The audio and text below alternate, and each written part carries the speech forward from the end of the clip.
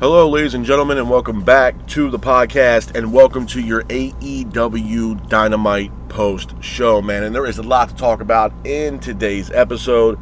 We got an AEW World Title matchup between MJF and Mark Briscoe. We'll talk about that in today's episode as well.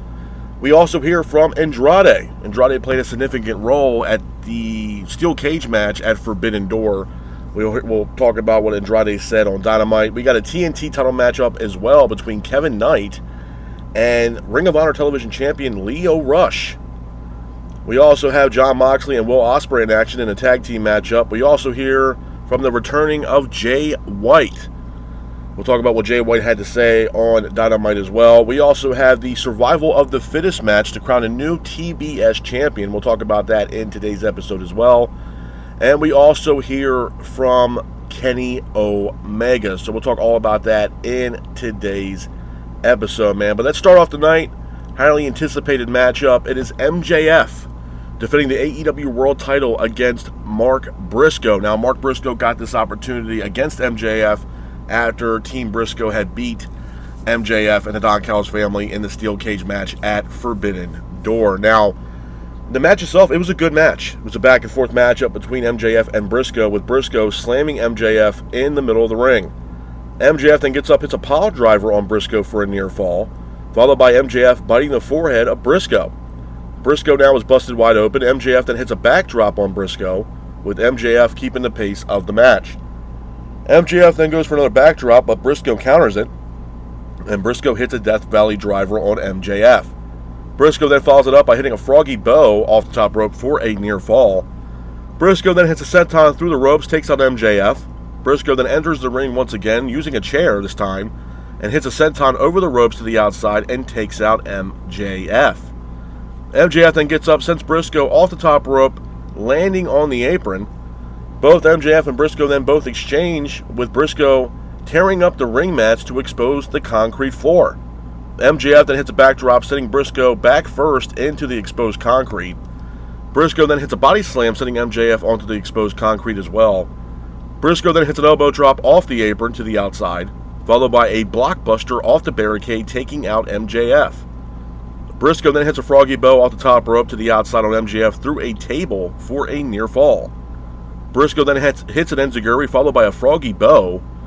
Briscoe then hits a J-driller on MJF in the middle of the ring for a near fall, but MJF gets up, hits an Alabama slam, followed by a heat seeker on Mark Briscoe, pins for the 3, and your winner of the match, and still AEW World Champion, is MJF. After the match, MJF brings out the Dynamite Diamond Ring and hits Briscoe with the Dynamite Diamond Ring. After that, MJF, seemingly keeps attacking Mark Briscoe, but Kenny Omega is here. Omega says, well, aren't you full of piss and vinegar? Omega says he's going to knock down the door of MJF. Omega says he wants a match with MJF tonight. MJF then grabs a microphone, mocks the crowd, and mocks Briscoe. But he also tells Omega no. MJF says it's laughable to think that Omega wants another title shot. MJF then tells Omega he's no god, but instead a fraud. MJF says he will wrestle Omega next week on one condition. It will be MJF versus Omega next week, but if MJF wins, Omega can never challenge for the AEW title ever again. It looks like Kenny Omega has a big decision to make at the end of the episode of Dynamite. And we'll talk more about that at the end of today's episode. Moving on from that, we hear from Andrade. Like I said before, Andrade played a significant role in the outcome of the steel cage match at Forbidden Door between the Don Callis family and MJF taking on Team Briscoe. So MJF is being interviewed by Tony Schiavone. Andrade grabs a microphone and says he's done with the Don Callis family and says it's time to be an asshole towards MJF. Andrade then says it's time to be AEW World Champion. And Andrade says, how you know? Then out of nowhere, the Don Callis family attack Andrade from behind. Brian Cage has a drop claw on Andrade in the middle of the ring. Don Callis then grabs the microphone and says, how you know? And then Brian Cage throws Andrade out of the ring, and it looks like Andrade is kicked out of the Don Callis family. And speaking of the Don Callis family, we have a TNT title matchup. It is Kevin Knight defending the TNT title against Ring of Honor Television Champion Lio Rush. Now, the match itself, I thought was a good match. It was a back-and-forth matchup between Kevin Knight and Lio Rush, with Lio Rush keeping the pace of the match. Lio hits enziguri, followed by a springboard cutter on Knight for a near fall. Lio then sends Doyle, who was ringside, into the ring post. Kevin Knight then hits a springboard lariat, followed by Knight hitting a chokeslam on Lio Rush, pins for the 3, and your winner of the match and still TNT champion is Kevin Knight. After the match, Darby Allin is here. Darby says, "I think I got your attention now." Darby says he wants a TNT title matchup, but Knight says he's tired of Darby's bullshit.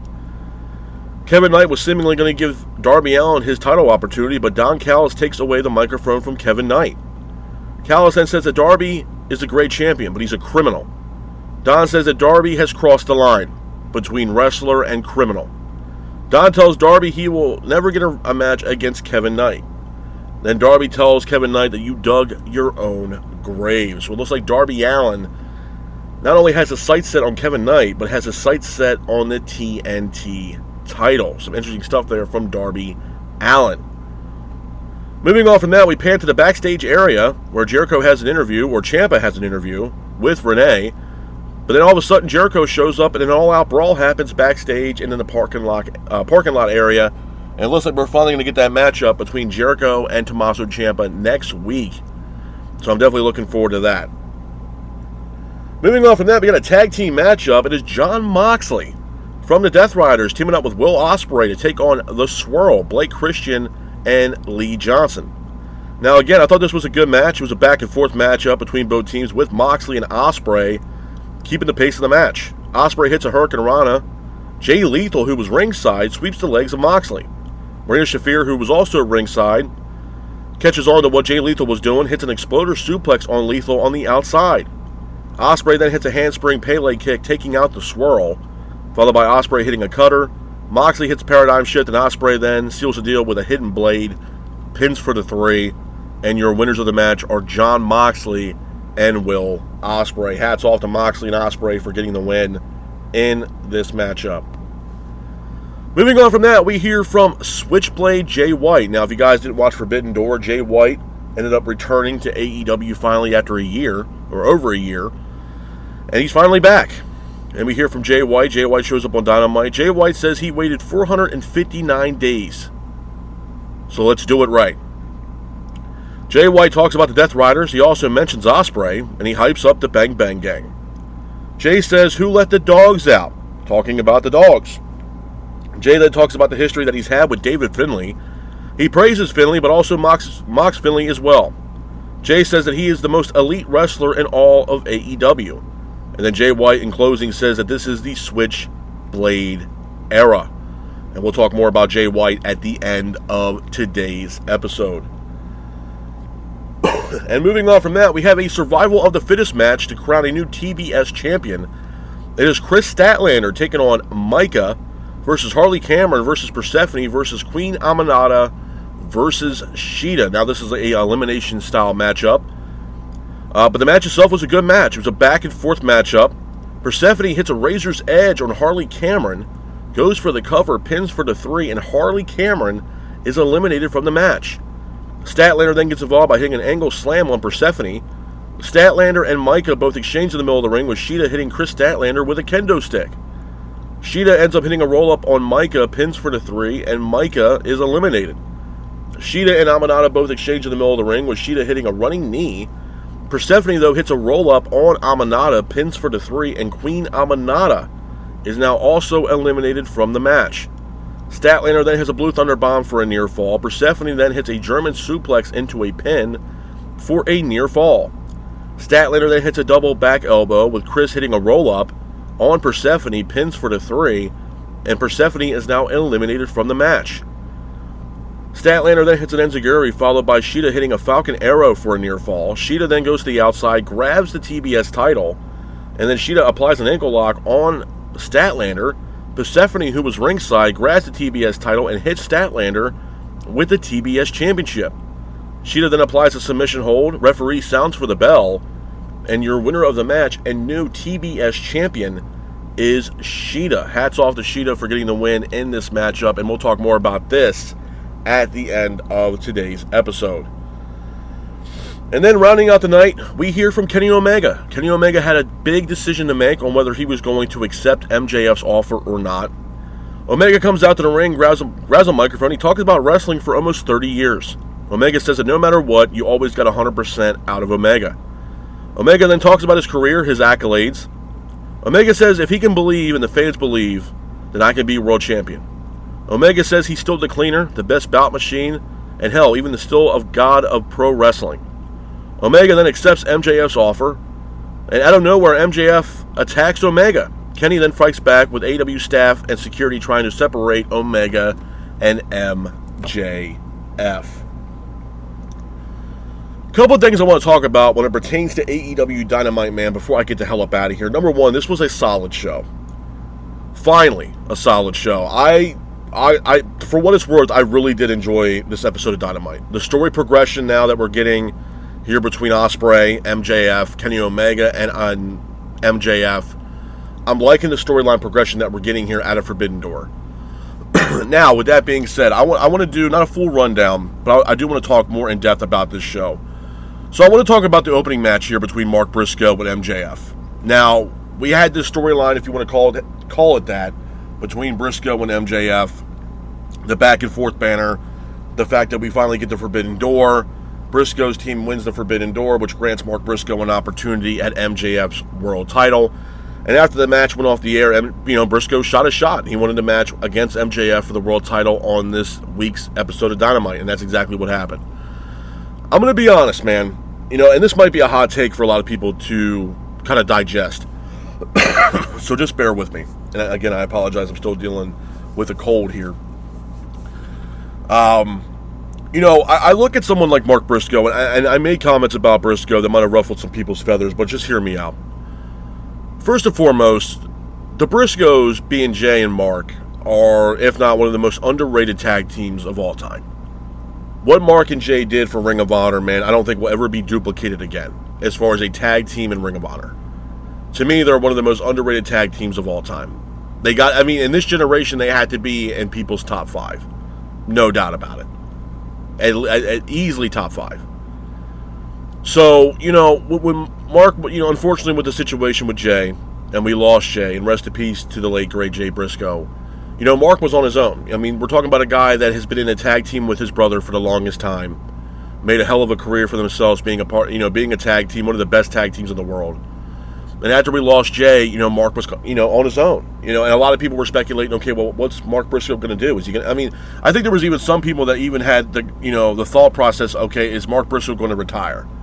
Because he doesn't have Jay. We're so used to Briscoe being, with Mark being with Jay, or Jay being with Mark, or just the Briscoes being a tag team in itself, competing for championship gold, tag team championship gold. So that was my mindset initially with the loss of Jay. Is Mark going to retire? How is this going to play out for Mark? And again, we're also talking about a time that AEW really wasn't using the likes of the Briscoes. There was a situation there between the Briscoes and AEW, or the Briscoes and Time Warner, that was preventing the Briscoes to be on AEW television for the longest time. And eventually that got, figured out and sought out, and eventually that thing, those got fixed.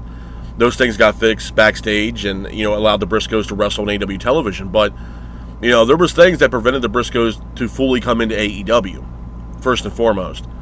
With Mark, I think, the thing of it is with Mark Briscoe, he's had a hell of a run in AEW, in my opinion. TNT championships, he's been in the Continental Classic tournaments countless times. And, he's had some good matches in AEW. Now, my standpoint with Mark has been the same, and it's going to continually be the same with Mark Briscoe. I don't see Mark Briscoe being a guy that's going to be AEW World Champion. I'm sorry. And, at the end of the day, here's the thing. At the end of the day, this is a business. You look at people with the Sami Zayn situation that are still pissed off with Sami Zayn becoming AEW World Champion. There was, what was it, yesterday or the day before? There people were doing interviews and stuff like that, other people in the community, and there were people back and forth, whining and complaining about Sami Zayn. Some people are saying that WWE can't make any money with Sami Zayn. Other people can't make money with Sami Zayn being the WWE champion. The guy has not held championship gold in 13 years. You know what I mean? And again, I look at someone like Mark Briscoe, where, again, I said this a couple weeks back about Briscoe. If I was Mark Briscoe, I would entertain the idea of wrestling over in Ring of Honor. A place that made you who you are, being Ring of Honor, and have Mark Briscoe be either Ring of Honor Television Champion or Ring of Honor World Champion. I think that's a better suited place for Mark Briscoe, to be honest. And some people could say, oh, well, it's a downgrade. Yeah, maybe it is. I'm not going to sit here and deny it. But I also don't believe that Mark Briscoe is AEW champion, in my eyes. I don't see it. I don't see him being a guy that's carrying AEW on his back. I don't. And people may hate this too, but MJF made a point. Him being world champion, being MJF, is better for business. He's keeping the lights on, man. And the storylines are getting better and better and better with MJF at the helm of being AEW world champion. Now, is that window closing for MJF? Yeah, he's got two people that are literally knocking on his door right now, being Kenny Omega and Will Ospreay, two of the top guys in this company. Yeah. So I do believe MJF's title reign is going to be coming to an end here relatively soon, whether it's Redemption or whether it's at AEW's All In. It's going to happen. It's just a matter of when, where, and who is going to dethrone MJF and become AEW World Champion. I think with Mark, I think with what he has done up to this point, I'm not going to say he's reached his ceiling in AEW. I just don't see him being AEW World Champion. I don't. And again, I'm not sitting here saying I'm not a fan of Mark Briscoe and his work and what he's done. I know he has busted his ass to get to where he's at now, absolutely. But my standpoint with Briscoe goes, the same with other people. I mean, you look at someone like Mark Briscoe, you look at someone like Jey Uso. A lot of people are done with that whole Yeet era shit and Jey Uso shit too. I mean, a lot of people are done with it, bro. It's run its course. And I feel like with Briscoe, it's starting to run its course, man. It's the same old song and dance. It's the same old speech. It's the same shit that he's been, cutting these promos on MJF about, bro. It's getting old. It's getting old. And I feel like, yeah, he's earned it. But I feel like now after he had lost, Briscoe needs to go in the back of the line. He could be tag team champions with somebody from the conglomeration or go over to Ring of Honor and maybe be Ring of Honor TV champion or Ring of Honor World Champion. I don't know what spot he fills into AEW moving forward. I just don't. I really don't. I was happy with the outcome of the match between MJF and Briscoe. Yeah, because at the end of the day, the money match is MJF versus Ospreay or MJF versus Kenny Omega. I'm sorry. I don't see Mark Briscoe as a main event guy. I just don't. I really don't. And I know that might be a hot take for a lot of people. It's no disrespect towards Mark Briscoe. People might take it that way. But at the helm of things right now within AEW, you have guys like Andrade. You have guys like Darby Allin. You have guys like Kenny Omega, Will Ospreay, Swerve. Jay White just came back. Adam Page will eventually come back. You have other people that are out with injury. Keith Lee, Wardlow. Just to name a couple guys that are main event caliber stars. Jon Moxley. You know what I mean? That are main event caliber stars. I don't see Mark Briscoe in that. I just don't. I don't. And I think at the end of the day, you have to, Swerve Strickland's another main event guy. And they're starting to build towards the main event scene, hopefully. I mean, you got Andrade right now calling his shot for an AEW World title opportunity. So, I mean, again, Takeshita, main event star. Okada, main event star. I just don't see Darby Allin, or not Darby Allin, but Mark Briscoe in that conversation with the likes of a Takeshita or, a Kenny Omega or Will Ospreay or Swerve. I don't see him in that same category, man. I don't. And I don't see him being AEW World Champion. I feel like crowning him AEW World Champion would be the same thing as them crowning Jeff Jarrett AEW World Champion. It's not needed. And I think Briscoe's a lot better of a wrestler than Jeff Jarrett. Yeah. I just think it would be a horrible decision for AEW to make right now to crown Mark Briscoe AEW World Champion, in my honest opinion. So we had that. We didn't hear from Maya World. I know Maya World has a match on Collision. I'm hoping Maya World gets more of an opportunity on Dynamite. I think she did a fantastic job at Forbidden Door. I think she gave Mercedes Moné her best match to date and gave Moné a run for her money. I was very impressed with Maya World. My thing with Maya is the same thing I said then. I'm going to say it now. She had her showcase match with Moné, her coming out match with Moné. I don't want them to stifle this girl.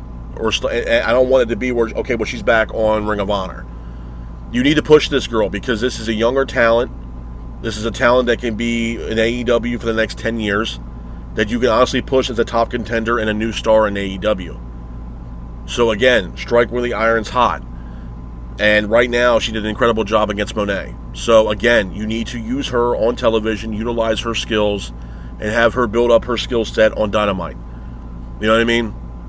We didn't even get a vignette for Maya World, but I know she's wrestling on Collision. I'd like to see her more on Dynamite, to be honest with you. I'm very impressed with Maya World, for sure. We had that. We also had Jericho and Ciampa fighting backstage. Looks like we're getting that match next week.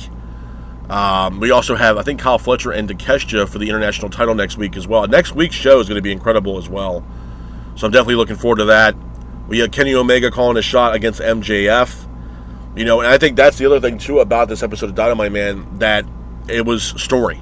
We finally got some story, some intrigue going into next week. We got a title match next week between MJF and Kenny Omega. You know, the entire night last night on Dynamite was the vocal point of the show, or at least the circle point of the show was Kenny Omega. You know what I mean? Kenny Omega had a big decision to make. Everybody's trying to talk to Omega. Hey, man, you sure you want to do this? It was the Young Bucks. I mean, hell, Omega was making his way out to the ring to make a decision, and he was being stopped by Will Ospreay to make sure, hey, man, is this something that you want to do? The whole entire, you know, centerpiece of last night was around Kenny Omega. The entire story throughout the night. So I thought AEW did a fantastic job with that. It told a hell of a story. Some more intrigue going into next week for the title match between Kenny Omega and MJF for the AEW World title. So, again, this was a solid episode of Dynamite, hands down. And this is the shit that I'm talking about. This is the stuff that I have been wanting for a while. Storyline and storyline progression. Absolutely. Because, I mean, if you look at the track record for AEW Dynamite after pay-per-views, 9 times out of 10, those Dynamites are dog shit. This Dynamite actually has storyline progression going into next week, and more storyline progression going into possibly AEW's All In and Redemption. So I'm all for that. And they finally did, you know, a good job with actually telling story, getting intrigue, and getting people excited. Not only for last night's Dynamite, but also next week's Dynamite going into next week.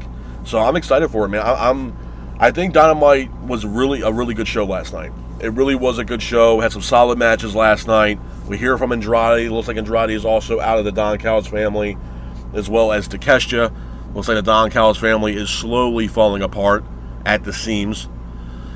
So we had that. We had TNT title matchup between Kevin Knight and Lio Rush. Look, man, I'm going to give a shout out to Lio Rush. You want to talk about a guy that's revamping his career, and that's Lio Rush. He's the current Ring of Honor television champion. The fans were gravitated towards Lio last night. He had a credible match with Kevin Knight. And honestly, the Lio Rush, the Blackheart Lio Rush, is a very interesting and intriguing character on AEW television, man. And the fans are starting to slowly gravitate towards Lio Rush, which is awesome to see. So again, shout outs to Lio Rush. I look forward to what's going to happen next with Lio, because Lio plays I wouldn't say comedic role. I mean, he's also wrestling as well, but he has that comedic value and that surprise value, that what if value with Lio Rush. So again, man, shout out to him for revamping his career in AEW. Like I said, we heard from Andrade, we heard from Jericho and Ciampa. That match is taking place next week. And then we get the survival of the fittest, you know, for the crown of the new TBS champion. You know, I will say this. Was I keen on Shida winning the TBS title? No. I'm a big fan of Statlander. I feel like Statlander, man, is in a position in AEW where they really don't know what to do with Stat. To be honest with you. They have no idea what to do with Statlander. And my thing is, you know, I feel as if they might have done this whole thing with Willow and the TBS championship. It might be a little conspiracy theory here, but I don't think her injury is as bad as people are making it out to be. There's been vignettes and stuff like that of Willow. It looks like she's coming back imminently. So I don't think the injury was that bad. This also could have been something where maybe Willow wanted a break, take some time off, maybe relinquish the TBS title. And she was also in the tournament as well for the Owen. This also could have been something where Tony Khan maybe approached Willow and said, hey, we got Monet coming back into the realm of things. You know, do you want to take that break? Or, hey, can we write you off television to bring in Monet, slot her in to replace you in the Owen Hart Cup tournament, have her come in, have her win it, yada, yada, yada, so on and so forth. So I don't think the injury with Willow is as bad as it was being told to everybody. because there has been vignettes and stuff played of Willow making her way back. So it looks like she's on her way back imminently. I think it might have been something where they can slot in Monet into the Owen Hart Cup tournament. Just a conspiracy. But she is on her way back. So, again, excited for that. To see Willow come back into the fold of AEW. But, again, man, they struck the iron where the iron's hot last night. And we also heard from Jay White. Looks like the Jay White and the Bang Bang Gang had their sights set on David Finlay and Clark Connors. And that stable as well. Looking forward to that. I'm looking forward to Jay White actually having his first match officially back in AEW. Definitely looking forward to that. And it looks like he has his sights set on David Finlay from the Dog. So I'm definitely looking forward to that. And again, man, this is the other thing too. People are starting to forget about that. You know, we are now in the month of July, and if I'm not mistaken, those released WWE talents from April, you know, they're going to be making their way possibly over to AEW or decide to, you know, wrestle wherever they choose here within the next couple weeks. So we could see the likes, maybe, just maybe, of Shelley and Sabin and maybe even a New Day, Kofi Kingston and Xavier Woods, a.k.a. Austin Creed, making their way over to AEW. So it's going to be very interesting and very telling to see what happens with AEW over the next couple weeks leading into AEW's redemption. So, and again, we got a high-profile AEW World Title matchup next week between MJF and Kenny Omega. So I'm definitely looking forward to that as well. But with that being said, though, this is my review of AEW's Dynamite. I hope you guys are out there staying safe. Be careful, and remember, stay classic. Peace.